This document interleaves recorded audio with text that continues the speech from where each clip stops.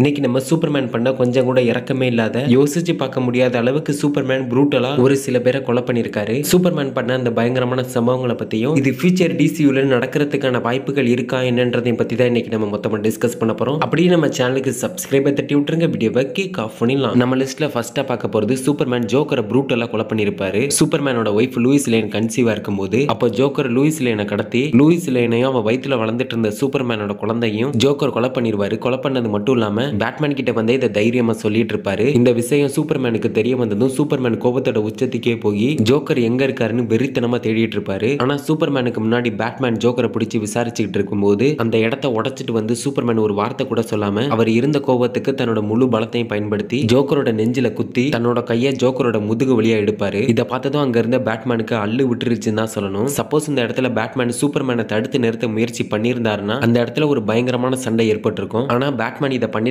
மாட்டாருன்னு அவர் கண்ணா பார்த்தாலே தெரியுது. இந்த சீக்வன்ஸ் மட்டும் அப்படியே ஜேம்ஸ் கன் டிசியூக்குள்ள கொண்டு வந்தாருன்னா இது ஒரு தரமான சம்பவமா இருக்கும். பொறுத்து வந்து பாப்போம் கொண்டு வராரா இல்லையான்னு. அதை தொடர்ந்து சூப்பர்மேன் பண்ண இன்னொரு பயங்கரமான சம்பவத்தை சொல்லணும் அப்படின்னா சூப்பர்மேன் ஒரு தடவை பேட்மேனோட முதுகெலும்பை ரெண்டா உடைச்சிருப்பாரு. இன்ஜஸ்டிஸ் காட்ஸ் ஆஃப் வார்ன்ற காமிக் புக்ல சூப்பர்மேன் ஒரு கெட்டவரா ஏகப்பட்ட கெட்ட செயல்களை செஞ்சுட்டு இருக்காரு. அப்போ நம்ம பேட்மேன் சூப்பர்மேனை தடுக்கிறதுக்காக சூப்பர்மேனை எதிர்த்து நிக்கிற ஒரு சூழ்நிலை ஏற்படுது. ஆனா பேட்மேன் சூப்பர்மேன் கிட்ட பேசி புரிய வைக்கலான்னு முயற்சி பண்ணும்போது இந்த காமிக்ல வில்லனா இருக்கிற சூப்பர்மேன் என்னையே எதுக்குறியான்னு பேட்மேன் கிட்ட சண்டைக்கு போக அந்த இடத்துல பேட்மேனுக்கும் சூப்பர்மேனுக்கும் சண்டை வர ஆரம்பிக்குது. பேட்மேனை விட சூப்பர்மேன் எந்த அளவுக்கு சக்தி வாய்ந்தவர்னு நமக்கு ஆல்ரெடி தெரிஞ்ச விஷயம் தான். இப்படி இருக்கும்போது அந்த சண்டையில சூப்பர்மேன் ஒரு கட்டத்துல இதை தனக்கு சாதகமா பயன்படுத்தி பேட்மேனை பிடிச்சி பேட்மேனோட முதுகெலும்பை உடைச்சிடுறாரு. இதை என்னைக்குமே நம்ம சூப்பர்மேன் பண்ணிருக்க மாட்டாரு. இந்த காமிக்ல சூப்பர்மேன் ஒரு கெட்ட வெர்ஷன் ஆஃப் சூப்பர்மேனா இருக்கிறதுனாலயே இந்த ஒரு சம்பவத்தை பண்ணிருப்பாரு. அதை தொடர்ந்து அடுத்து நம்ம பார்க்க போறது சூப்பர்மேன் ஒரு தடவை அவரோட மொத்த சக்தியையும் ஹீட் விஷனை மட்டும் பயன்படுத்தி மார்டின் மேன்ஹண்டரை கொடூரமா எரிச்சு சாம்பலாக்கி இருப்பாரு. இன்ஜஸ்டிஸ் காட்ஸ் ஆஃப் அமாங் அஸோட முடிவுல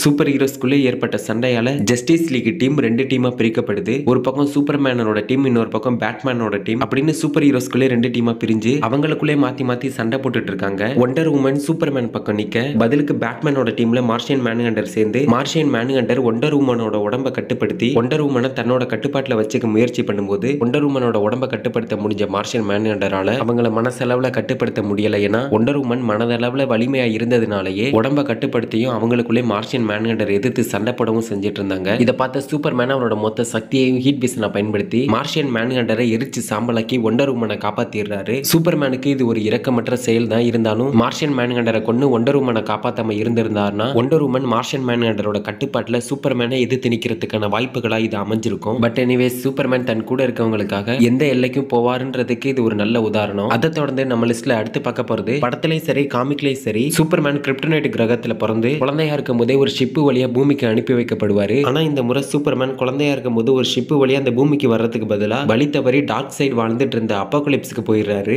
டிசி ஃபேன்ஸ் எல்லாம் இந்த டிசியோட மெகா வில்லன் டார்க் சைடோட வீடா இதை சொல்றாங்க. இந்த கதையில டார்க் சைடு வாழ்ந்துட்டு இருந்த கிரகத்துக்கு சூப்பர்மேன் இந்த இடத்துக்கு குழந்தையா வந்து சேர்ந்ததுனால டார்க் சைடு சூப்பர்மேனை குழந்தையில இருந்தே எடுத்து வளர்க்க ஆரம்பிக்கிறாரு. டார்க் சைடு அவர்கிட்ட இருக்கிற சக்திகளை சூப்பர்மேன் குழந்தையா இருக்கும் போதே அவர்கிட்ட இருந்து சொல்லி கொடுத்தோம். கிரிப்டோனியன்ல பிறந்ததுனால சூப்பர்மேன் கிட்ட இருக்கிற சக்திகள்னாலையும் அப்போகலிப்ஸ்ல சக்தி வாய்ந்த ஒரு ஆளா சூப்பர்மேன் அங்க வாழ்ந்துட்டு வந்துட்டு இருக்காரு. இது மட்டும் இல்லாம அங்க சூப்பர்மேனை டார்க் சைடு அவரோட மகனாவும் வளர்த்துட்டு வந்திருக்காரு. அதுக்கப்புறம் டார்க் சைடோட அடுத்த வாரிசுன்னு வரும்போது டார்க் சைடோட சொந்த மகனை கொண்டு சூப்பர்மேன் அந்த இடத்துக்கு வர்றாரு. டார்க் சைடு தன்னோட சொந்த மகனையும் சூப்பர்மேனையும் தன்னோட குழந்தைகளா தான் வளர்த்துட்டு வந்திருக்காரு. ஆனா அடுத்த வாரிசுன்னு வரும்போது இங்க பாசத்துக்கு இடம் இல்ல, வீரத்துக்கு தான் இங்க மதிப்பு. ஏன்னா அப்போகலிப்ஸ் அந்த மாதிரி ஒரு இடம். பட் எனிவேஸ் இன்னைக்கு நம்ம பார்த்த காமிக்ல நடந்த சூப்பர்மேனோட தரமான சம்பவங்களை பத்தியும் இதுல எது ஃபியூச்சர்ல டிசியூல நடக்கிறதுக்கான வாய்ப்புகள் இருக்குன்றத பத்தியும் நீங்க என்ன நினைக்கிறீங்கன்றத கமெண்ட்ல சொல்லிட்டு அப்படி நம்ம சேனலுக்கு சப்ஸ்கிரைபர் தட்டி விட்டுருங்க. அடுத்த வீடியோல பார்க்கலாம்.